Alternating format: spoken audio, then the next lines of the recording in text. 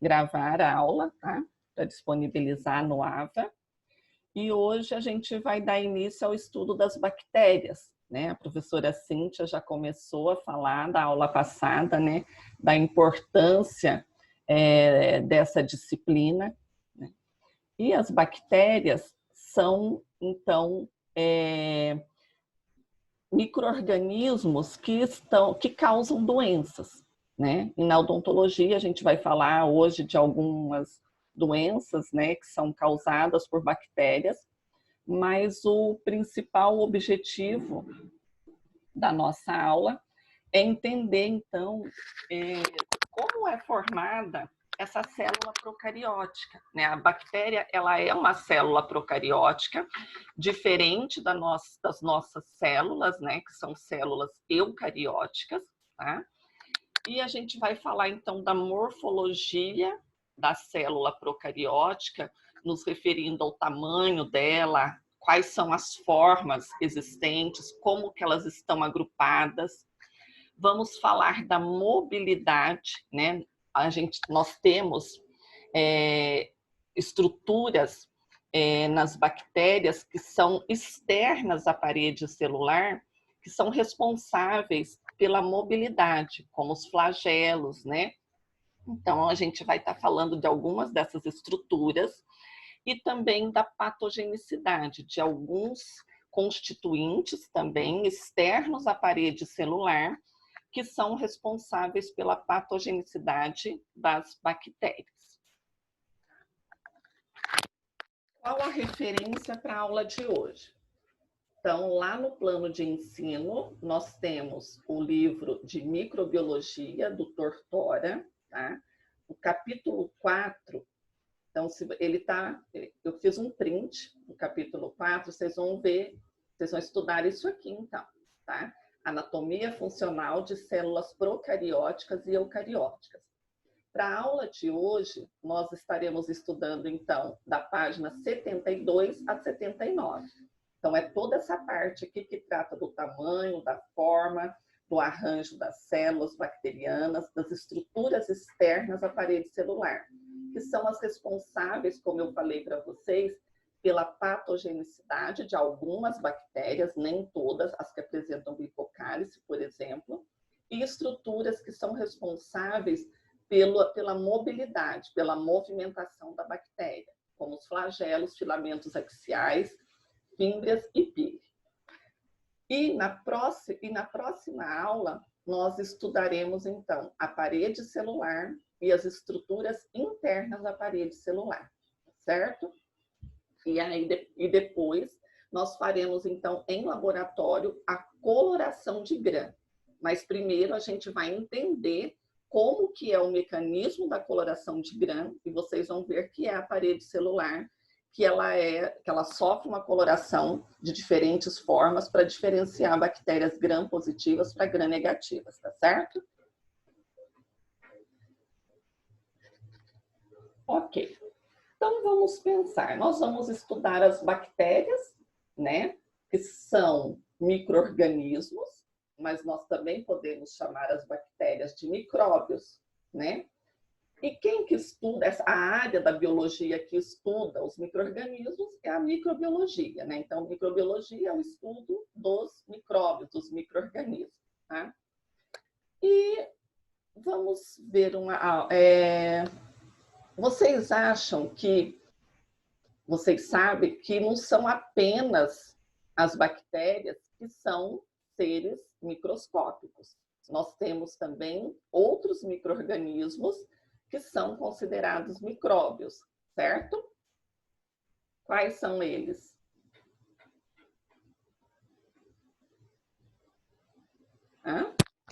Vamos lá, vamos participar. São os outros micro-organismos que são considerados, quais são os outros seres vivos que são considerados micro-organismos? Eu estou falando hoje especificamente das bactérias, né? Fungo, ácaro, fungo, vírus. Muito bem, muito bem. Foi a Ingrid, né, que falou? Foi. Ok, Ingrid. Então, você falou dos vírus. O que mais? Você falou de ácaros. Fungos. Fungos. Vírus, fungos, tá certo.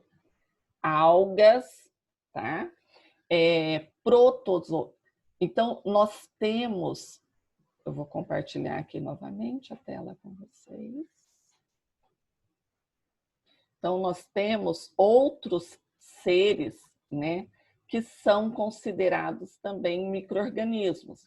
Então, hoje nós estamos estudando especificamente as bactérias, mas nós temos os fungos, que são subdivididos em leveduras e fungos filamentosos, que nós também estudaremos esses seres microscópicos ainda esse semestre, os protozoários e algas microscópicas e os vírus, que fará parte também do nosso plano de ensino, né? Então, bactérias, fungos e vírus, tá certo?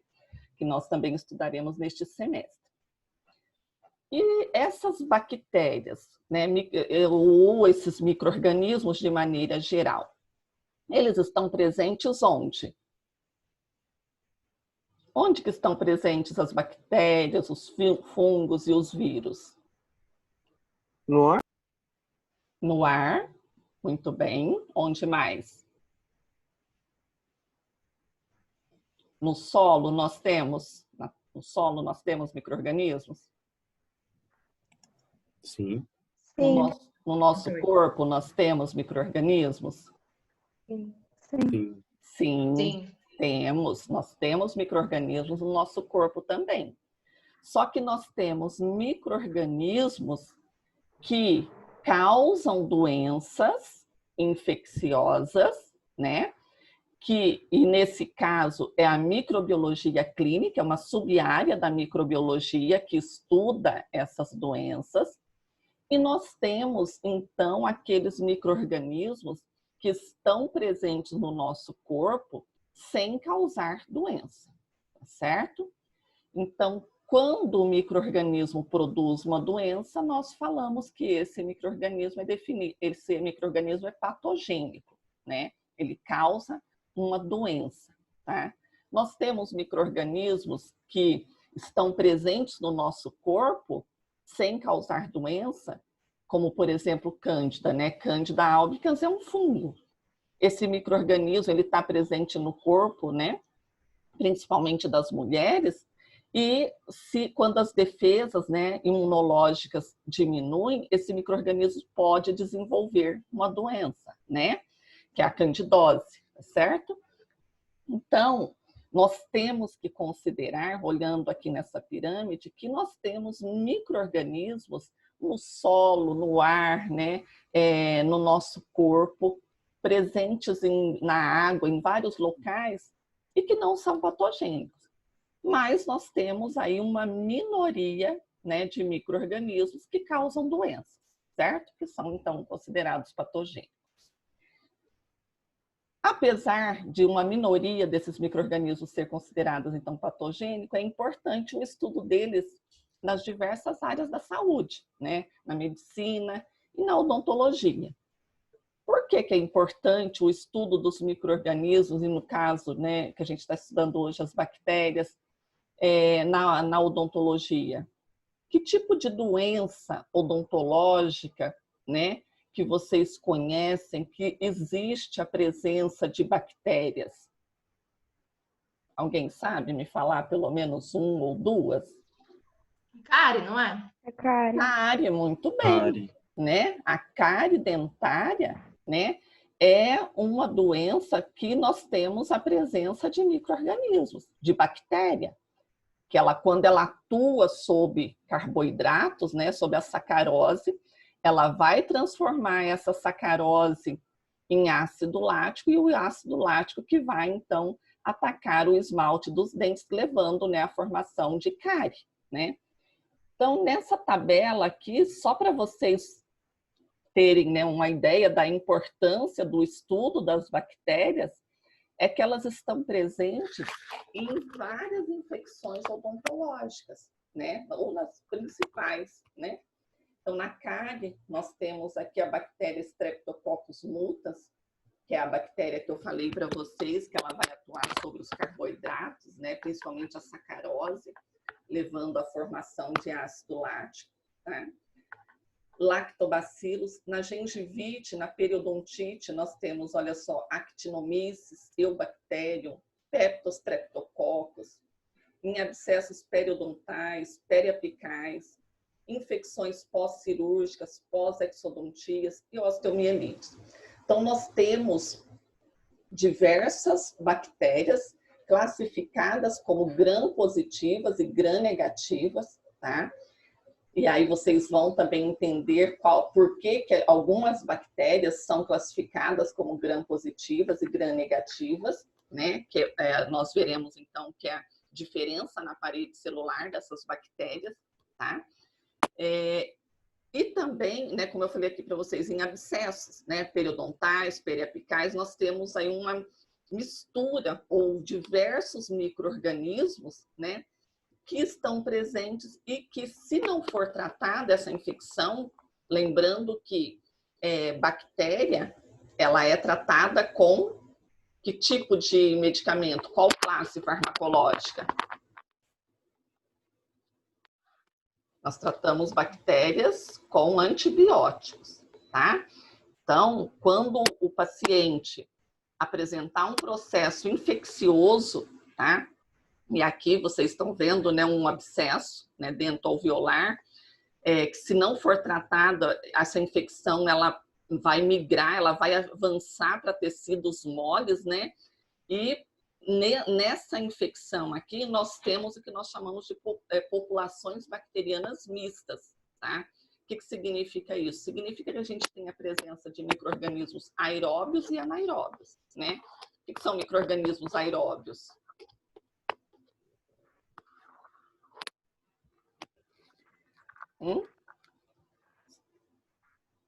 Aeróbios depende do quê? Oxigênio. Isso, depende de oxigênio para a sobrevivência. E anaeróbios são aqueles que não que sobrevivem ou se multiplicam na ausência de oxigênio, tá certo? Então, isso é um micro-organismo anaeróbio. Então, se as bactérias estão atingindo regiões mais profundas, né?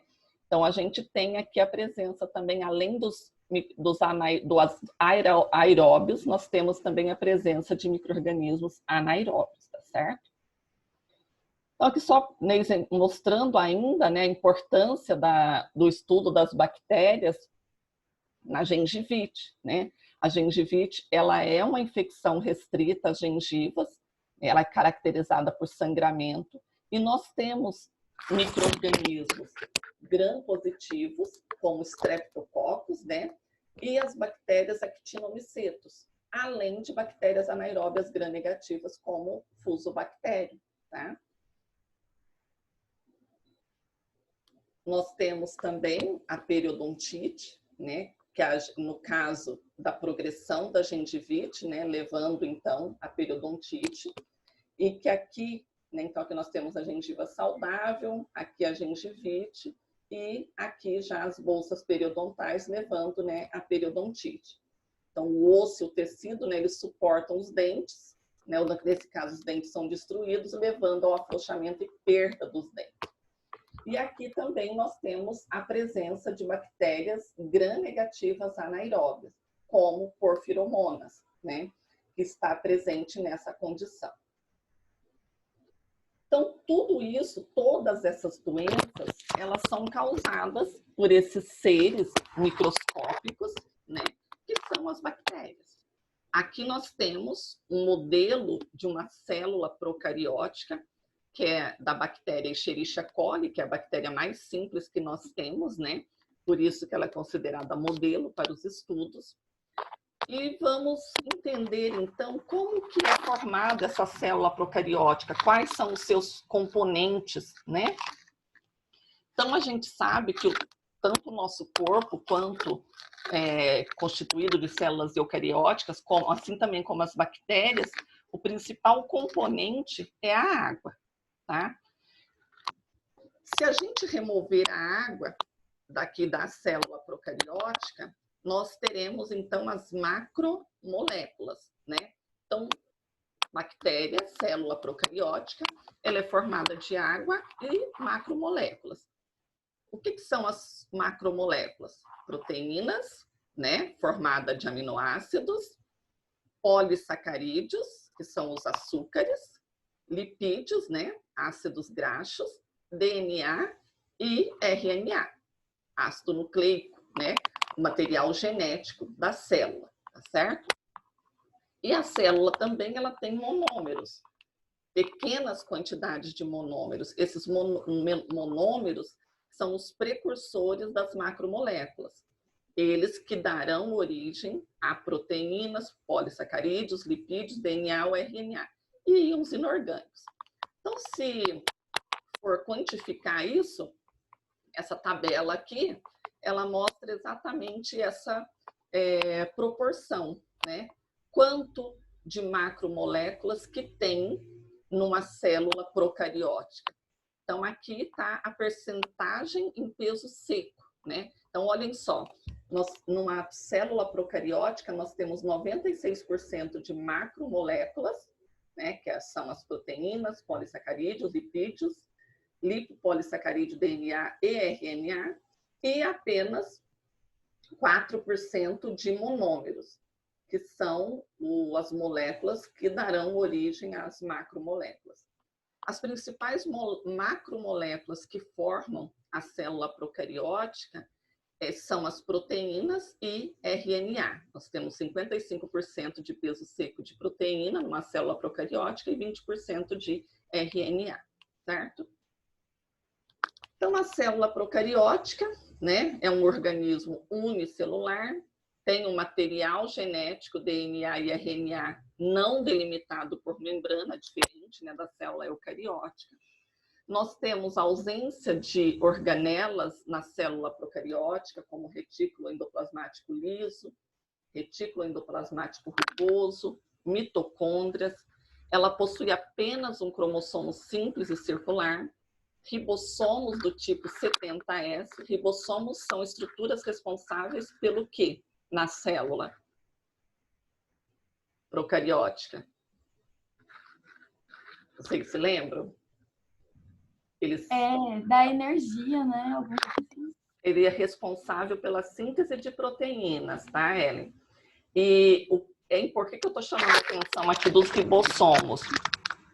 Os ribossomos, nós vamos estudar também essas estruturas, eles são diferentes da célula eucariótica. O ribossomo da célula procariótica, como ele é diferente da célula eucariótica, isso é muito bom para nós, seres humanos. Por quê? Porque quando a gente tem uma estrutura numa célula infecciosa que é diferente das nossas células, geralmente esse local se torna um local de ação para os antibióticos, para os medicamentos. Porque uma das condições ideais de um medicamento é que ele atue sobre aquela célula infecciosa, aquela célula que está causando doença, e ele não destrua ou não cause efeitos colaterais às nossas células, não é isso? Então, como o ribossomo, que é uma estrutura da célula procariótica, ele é diferente das nossas, nós temos alguns medicamentos que são antibióticos que inibem a síntese proteica, tá? Então, é interessante que seja diferente, tá? Porque será um alvo de ação. Outra diferença aqui é relacionada à parede celular. Bactéria, ela possui parede celular, que nós estudaremos e veremos que poderá ser do tipo gram-positiva ou gram-negativa. E as nossas células eucarióticas têm parede celular? Célula eucariótica tem parede celular? Sim ou não? Sim. Esquecer tudo de citologia? Vamos ter que revisar. Pisar morto. Não, nossas células não têm parede celular, tá? Então, isso é interessante também porque já é outro alvo para os medicamentos, né? Então, se o micro-organismo, a bactéria, ela tem parede celular e nossas células não têm parede celular, um medicamento que atue sobre a parede celular, ele não vai atuar nas células eucarióticas. Isso também é uma vantagem, tá? Então, a gente vai ver como que é formada a parede celular das bactérias e por que elas são diferenciadas em gram positivo e gram negativas, tá bom? Em relação à morfologia de uma bactéria, nós estudaremos o tamanho, a forma e o agrupamento celular. Então, as bactérias, se nós compararmos uma bactéria com um vírus, a gente vai ver que as bactérias são seres microscópicos bem maiores que um vírus, tá? Tanto é que um vírus, para se desenvolver, ele pode até entrar numa célula bacteriana e para se multiplicar, que são os chamados bacteriófagos, tá? Mas aqui a bactéria, então, todas elas vão ter um diâmetro de 0,2 a 2 micrômetros de diâmetro e de 2 a 8 micrômetros de comprimento.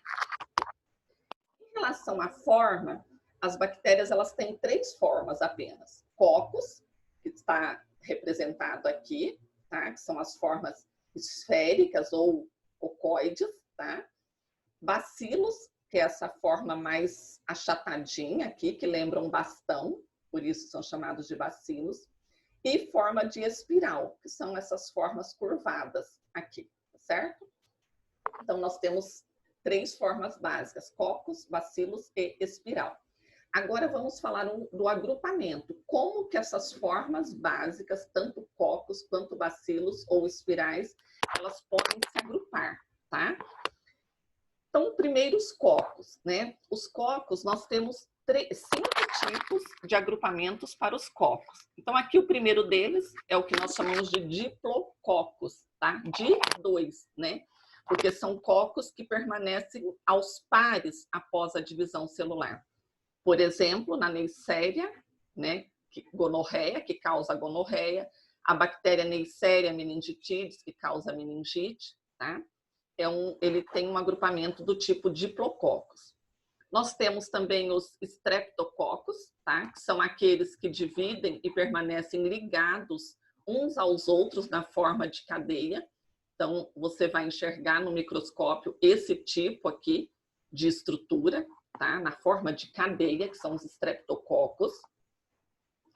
Os cocos, eles podem também se agrupar na forma de tétrade, que nós chamamos, tá? Então, o que significa isso? Que após, eles apresentam 2 planos de divisão, tá? E permanecem em grupo de 4, conforme observado aqui, né? Por microscopia eletrônica, essa figura aqui da direita, tá? E as sarcinas, elas permanecem, após a divisão celular, na forma em 8 bactérias, né? Porque aqui a gente tem uma divisão em 3 planos, tá? Essa divisão, então, leva à forma de cubo, né? Que são as sarcinas. E o quinto tipo de agrupamento para os cocos, tá? São os chamados estafilococos. Então, eles lembram um agrupamento tipo cacho de uva, né? Como observado aqui, né? No impetigo bolhoso, que é causado por Staphylococcus aureus, tá? Então, ele tem um agrupamento na forma, né? Que lembra um cacho de uva e, portanto, é chamado, então, de Staphylococcus, tá certo? São um exemplo, né? De bactéria desse tipo.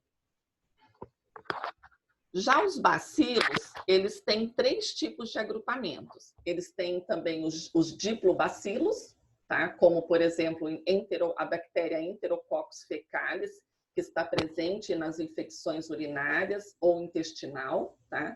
Então, elas se apresentam, né, aos pares, após a divisão celular, conforme vocês podem observar aqui, tá?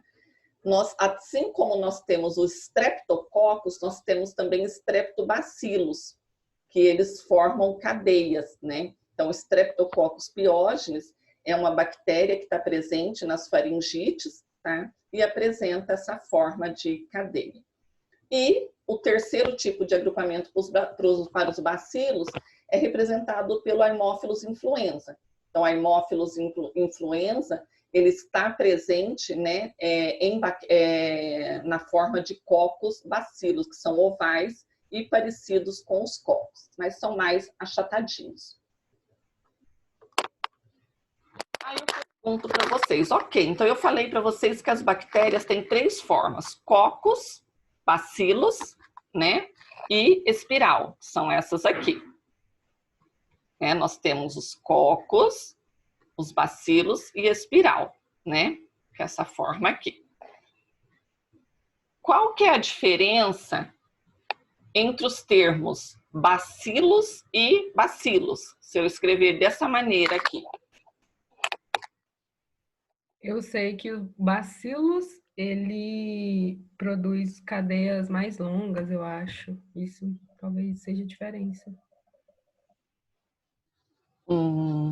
Não é bem isso, Ellen. Olha como está escrito aqui. Vocês se lembram quando eu escrevo com B maiúsculo, itálico?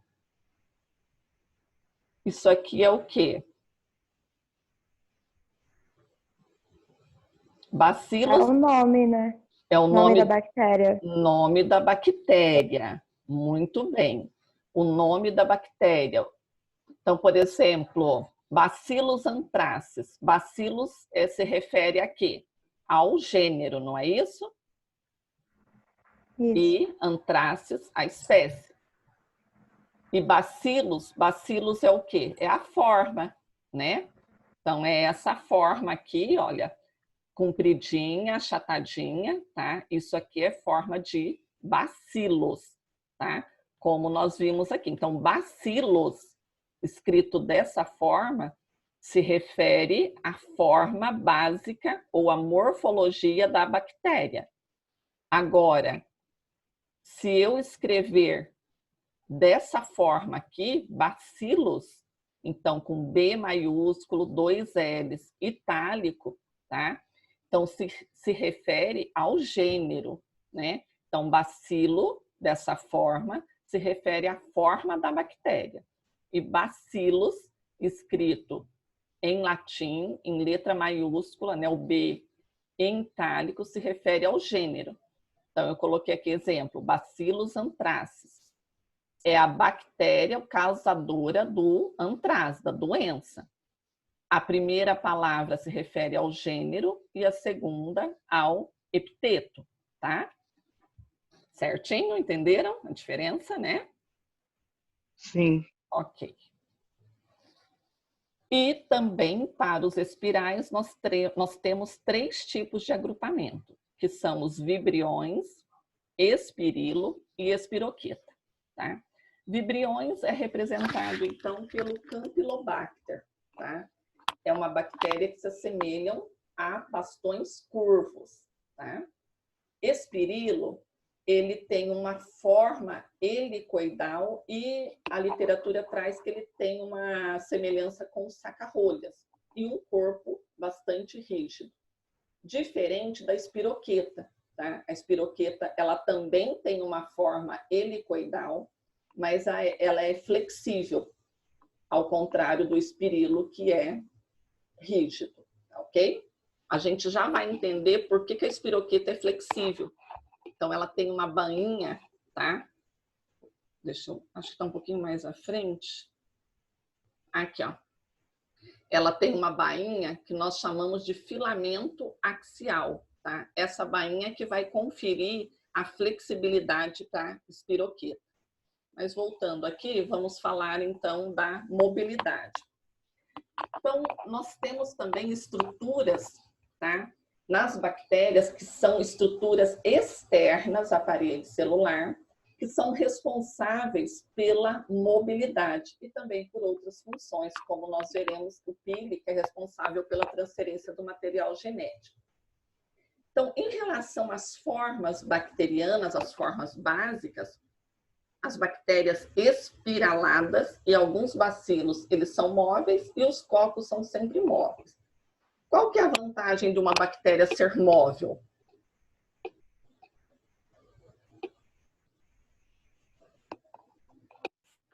vantagem, pois não?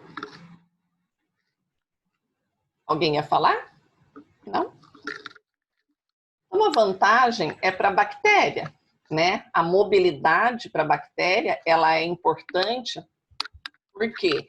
Porque as bactérias, elas têm ambientes que são favoráveis a elas, né?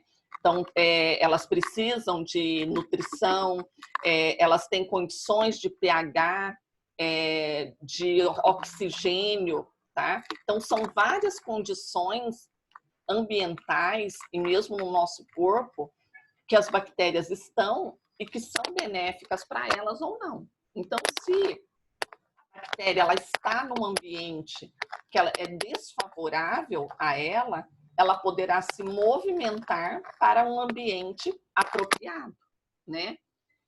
Então, a mobilidade, ela permite a bactéria se mover em direção a um ambiente favorável ou para longe de um ambiente adverso. E como que ela vai se movimentar? Então, a bactéria, ela tem estruturas chamadas de flagelos. Então, aqui a gente tem o corpo de uma bactéria, né? Que tipo de forma que é essa aqui que a gente está enxergando? É um coque, é um bacilo ou é uma espiral, essa primeira aqui?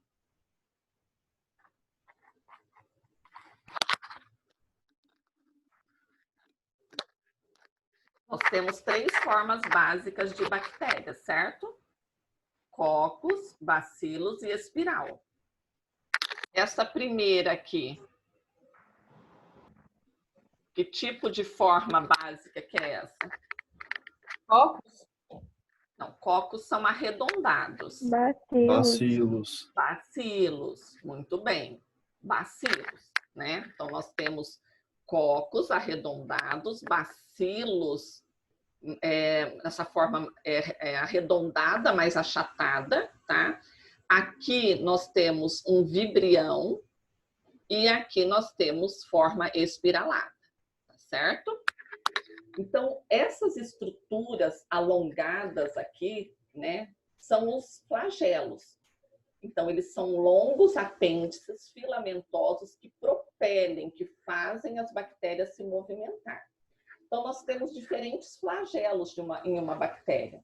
Nós temos esse tipo aqui, que os flagelos estão distribuídos por todo o corpo da bactéria, e aí ele é chamado de peritríquio. Nós temos bactérias que têm um único flagelo em um único polo. Então, esse tipo aqui é chamado de monotríquio e polar. Nós temos bactérias com flagelos, com vários flagelos em um único polo. Então, aqui é chamado de lofotríquio e polar. E aqui, se vocês observarem bem, aqui está o corpo da bactéria espiralada, né, que é mais escuro e mais espesso. E aqui a gente tem um apêndice mais fininho, né? Esse aqui é o flagelo, que é responsável, então, pelo movimento da bactéria. Essa bactéria aqui é classificada como anfitríquio e polar, porque o flagelo está em ambos os lados. E aquela bactéria que não tem flagelo, ela é classificada como atríquia, tá? São as bactérias, então, que não apresentam flagelos. Geralmente, ele é traduzido por não, né? Negação. Então, ou sem tríquias, sem flagelos, ok? E nós temos nas espiroquetas, lembrando aqui, voltando, espiroquetas é um tipo de agrupamento ou um tipo de bactéria do tipo espiral, tá? É esse terceiro aqui, que são aquelas bactérias que eu falei para vocês que são helicoidais e flexíveis. Por que elas são flexíveis? Porque vocês estão vendo essa parte amarelada aqui, tá? Da bactéria? Aqui nessa figura da direita, representado por essa parte rosa, que envolve o corpo da bactéria. Então, isso aqui são filamentos axiais, ou feixes de fibrila, que se originam nas extremidades da célula, sob uma bainha externa. E elas fazem uma espiral em torno da célula. Então, o Treponema pálido, que é uma espiroqueta, né, causadora da sífilis, elas são bactérias que têm essa mobilidade por apresentar esses filamentos axiais, tá?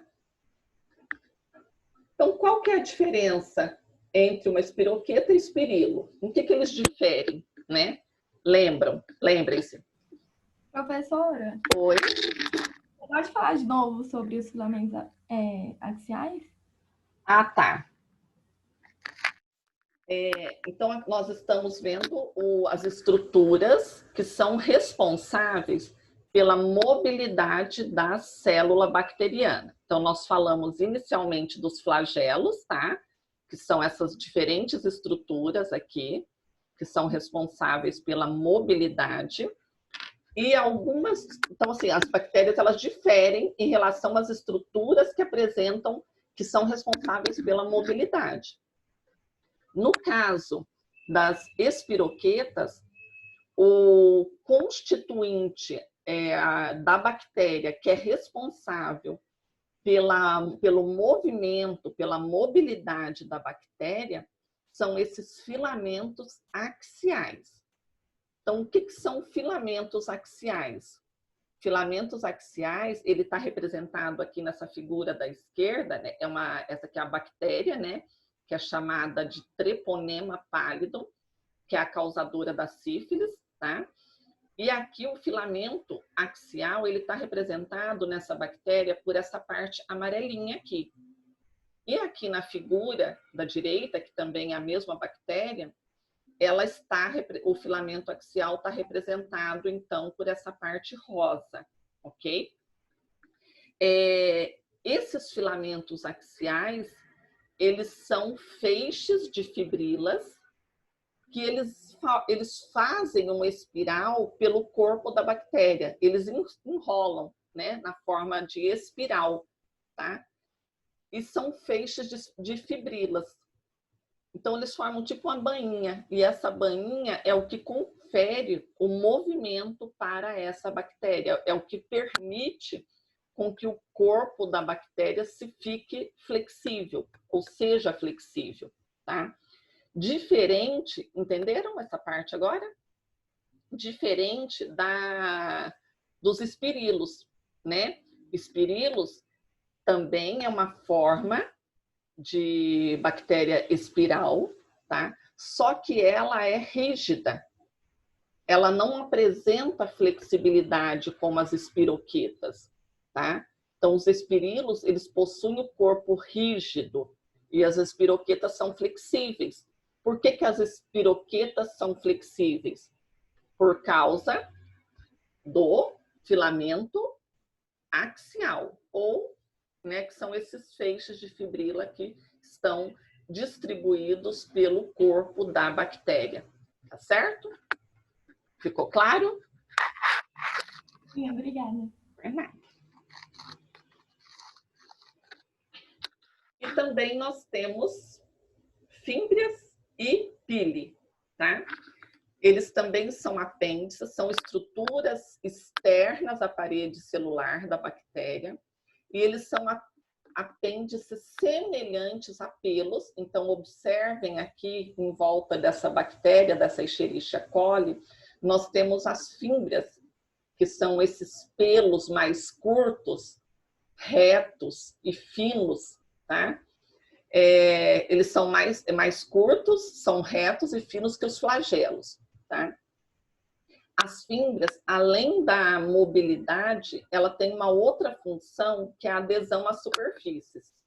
Então, uma das maneiras da bactéria aderir, tá, às superfícies é através dessas estruturas, que elas podem ocorrer nos polos das células bacterianas, assim como os flagelos, ou elas estão distribuídas por toda a superfície, como a gente observa aqui, tá? E o pili, o pili, deixa eu mostrar para vocês aqui, é uma estrutura, né, que eles têm pelos, só que mais longos que as fímbrias, e a bactéria tem apenas um ou dois, tá? E são responsáveis pela transferência do material genético. Aqui a gente consegue ver, então, o pili, tá? Da representação dele na célula, né? Então, através dessa estrutura que uma bactéria consegue, então, transferir o seu material genético para outra célula, bacteriana. Tá? Então, pili são mais longos que as fímbrias e há apenas 1 ou 2 por célula responsável pela transferência de material genético.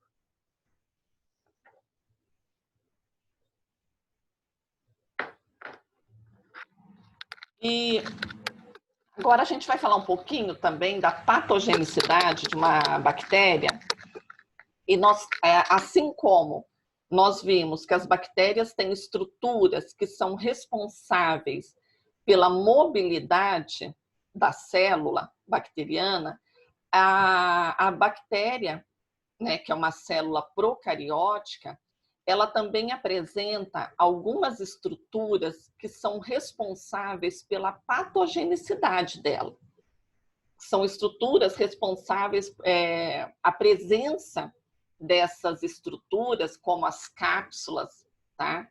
Também pode ser chamada de glicocálice, as endotoxinas e algumas enzimas, são algumas estruturas que estão presentes nas bactérias e que são responsáveis pelas doenças, né? Pelas doenças infecciosas, ou seja, por causar, né? Pelo fato da bactéria ser patogênica, tá? Então, vamos estudar primeiro a cápsula, né? Que nós também podemos chamar de glicocálice, né? Onde que está localizado o glicocálice? Então, se vocês olharem essa célula procariótica aqui, então, essa região, bem a mais externa, tá? Ela está essa parte marrom aqui escura é a parede celular. E externamente a parede celular, algumas bactérias, algumas, nem todas, têm esse glicocálice, tá? Que é um polímero viscoso e gelatinoso situado externamente à parede celular. E ele é formado de polissacarídeo, polipeptídeo ou ambos. Então, polissacarídeos são o quê? Moléculas de... O que é um polissacarídeo?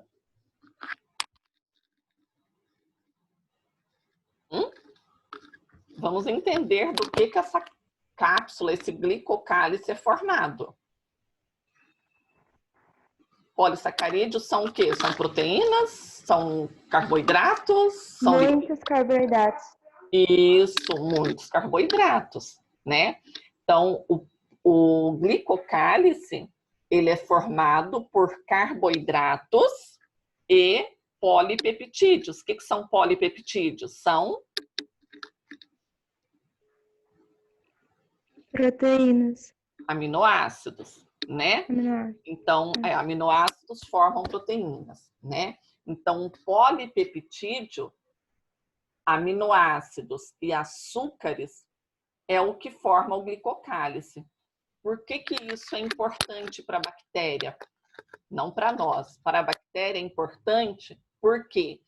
Porque vamos supor que a bactéria ela se encontra num meio que não é favorável a ela, sem nutrientes, por exemplo.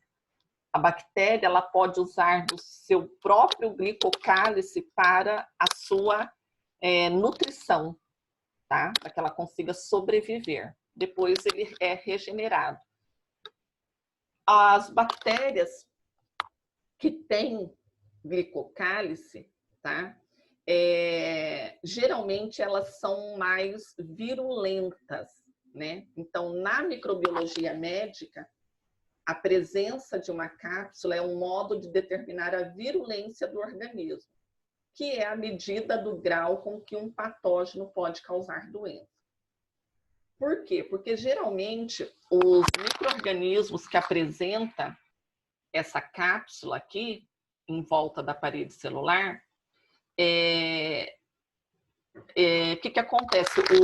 Quando ele infecta uma pessoa, né, um ser humano, uma das maneiras do nosso organismo conseguir eliminar uma bactéria, um vírus, um fungo, é através de fagocitose, né? Então, as nossas células de defesa, através da fagocitose, elas conseguem eliminar essa bactéria. Só que quando o micro-organismo, ele apresenta cápsula, as cápsulas, elas protegem as bactérias patogênicas da fagocitose pelas células do hospedeiro. Então, o que vai acontecer? Essa bactéria, ela vai conseguir se multiplicar, se desenvolver naquele hospedeiro, tá? Sem ser eliminada, sem ser destruída, né? Aqui nós temos como exemplo a bactéria Streptococcus mutans, né? Essa bactéria, como eu falei no início da aula, ela é uma dos principais agentes causadores da cárie dentária. E o Streptococcus mutans, ele tem o glicocálice, tá? O glicocálice, ele também é responsável, além da patogenicidade, né, que evita com que a célula do hospedeiro fagocite essa bactéria, o glicocálice também ele é responsável pela adesão às superfícies. Então, as bactérias, que apresentam essa estrutura, a cápsula, elas conseguem se fixar e crescer em superfícies diversas, como pedras, rios, raízes de plantas e dentes humanos, tá? Levando, então, aqui no caso, ao desenvolvimento, né, da cárie. Logicamente que com outros fatores, né, a falta de higienização, presença de carboidratos e a bactéria, né, presente leva, né, ao desenvolvimento, então, da cárie através da fixação do Streptococcus, né, através do glicocálice. E aqui eu falei, né, que como esses micro-organismos que têm cápsula, e essa cápsula é formada de carboidratos e peptídeos, de aminoácidos, o Streptococcus mutans, ele pode usar a sua cápsula como fonte de nutrição, degradando-a e utilizando os açúcares quando os estoques de energia estão baixos, tá? Então, é uma maneira da bactéria conseguir sobreviver em condições adversas, tá bom? Um outro exemplo aqui de micro-organismo que também tem cápsula e só causa doença, no caso desenvolve aqui a pneumonia, né, quando esse micro-organismo tem essa estrutura, que é o glicocálice. Então aqui nós temos os alvéolos, né, normais, e aqui os alvéolos de uma pessoa com pneumonia, né? Então o Streptococcus pneumoniae, tá? Ele vai causar pneumonia somente quando as células bacterianas estão protegidas por uma cápsula de polissacarídeo. Se não tiver cápsula, a pessoa consegue, através de fagocitose, eliminar o Streptococcus. Então, as células não encapsuladas de Streptococcus pneumoniae não pode causar pneumonia. Por quê? Porque elas são fagocitadas, tá certo?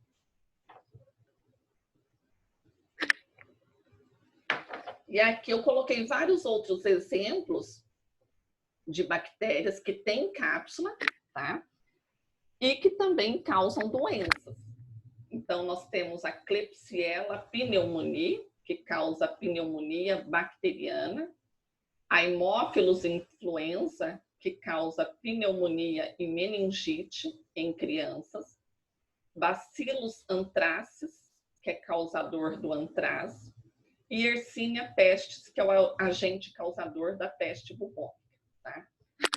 Só que é importante também eu deixar para vocês a informação de que as cápsulas ou glicocálice não são a única causa da virulência de um micro-organismo, porque nós temos muitas bactérias que não causam doenças, que não são patogênicas, e elas possuem cápsulas, tá?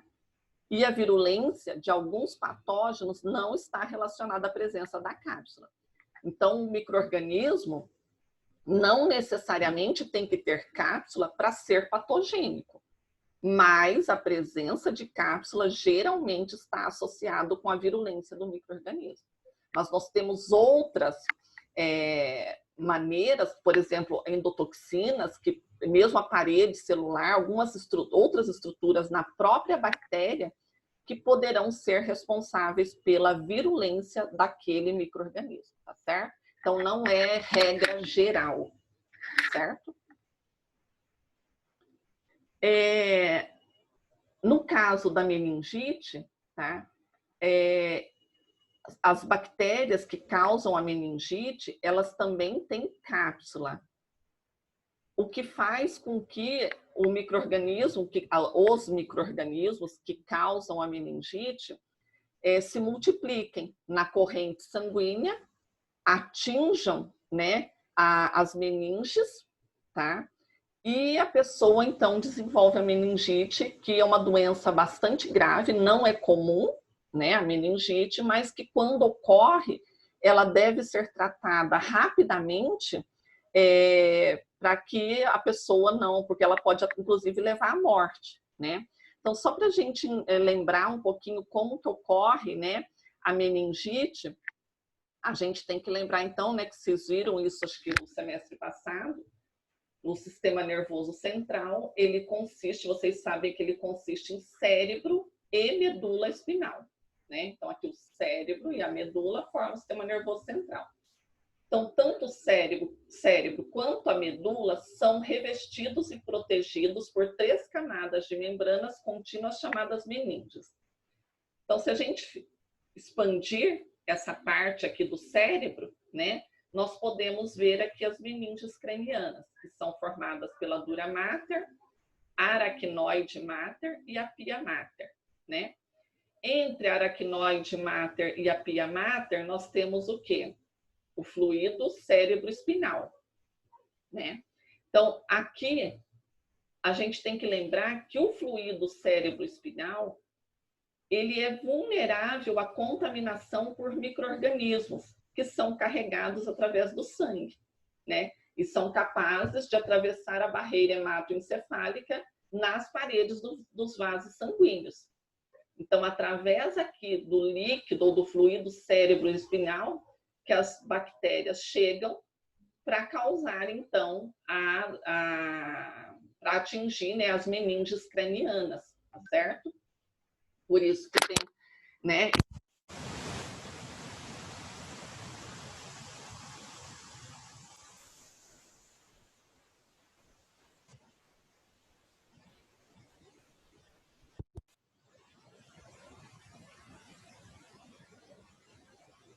Não ouvi nada, não.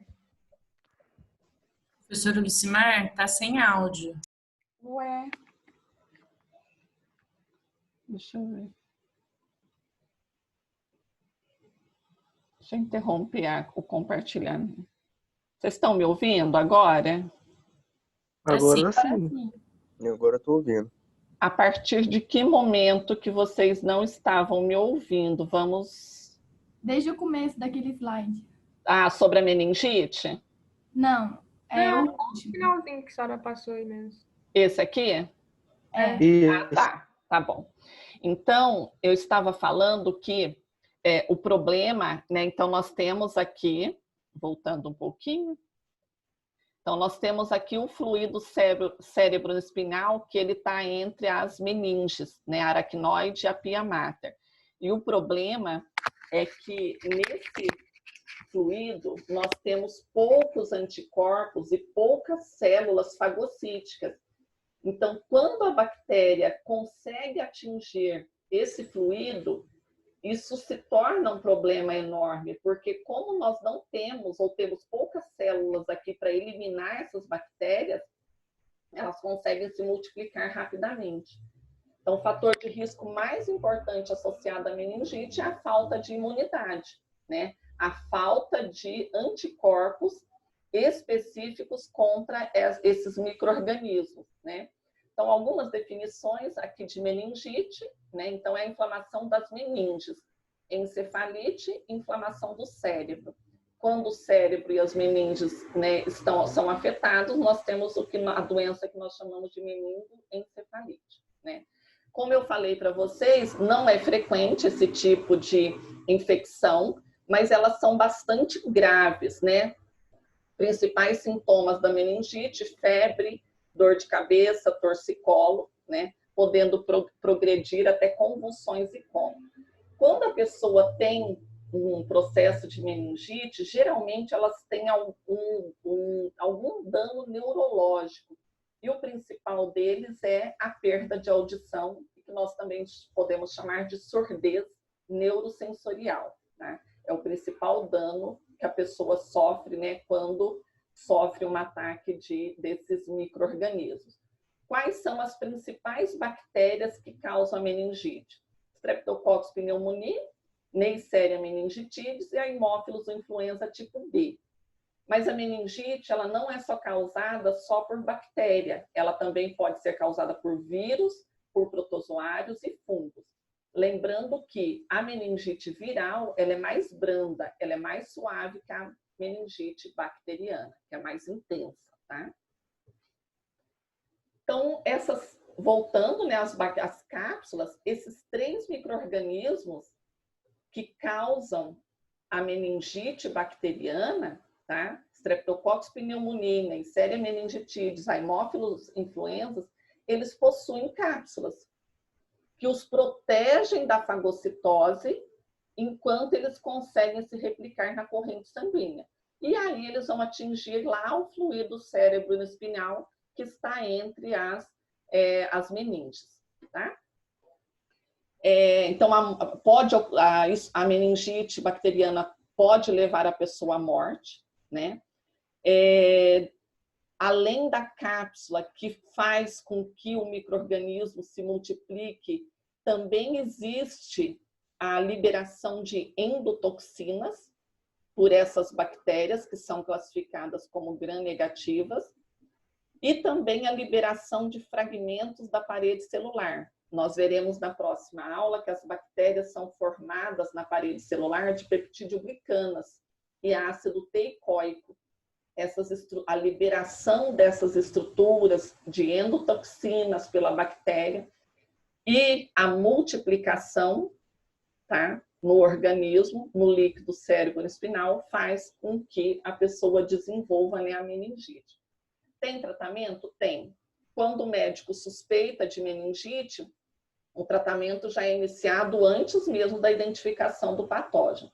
São tratados, né, com cefalosporina e vancomicina, que são os principais antibióticos. E nós temos várias outras doenças onde nós temos o envolvimento de bactérias, tá?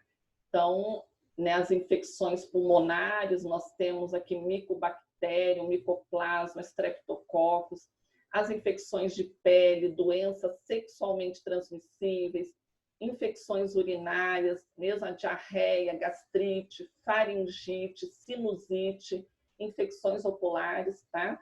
Então, são várias, né, as doenças que estão presentes, né, que ocorrem até com certa frequência, né, para muitas pessoas, e que nós temos a presença desses micro-organismos, e daí a importância de estudar, então, esses agentes infecciosos. Além, é claro, né, das principais doenças na odontologia, né, que são a própria cárie dentária, a gengivite, as periodontites e os abscessos aí dento-alveolares.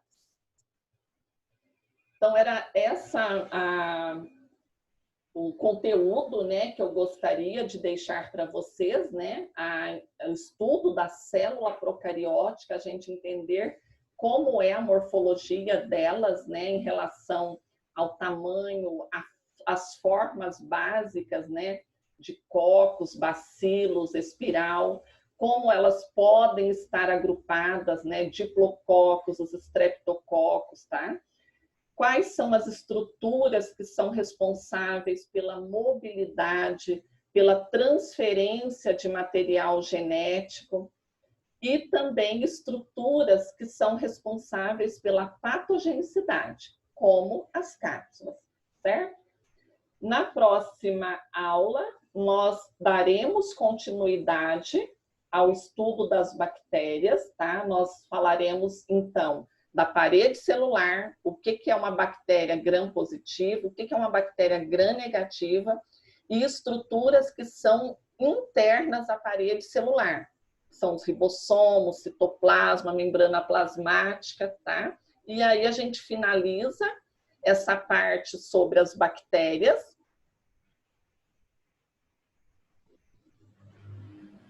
E na próxima aula, então, nós faremos uma aula prática, tá? Sobre coloração de Gram, né? Para vocês em laboratório.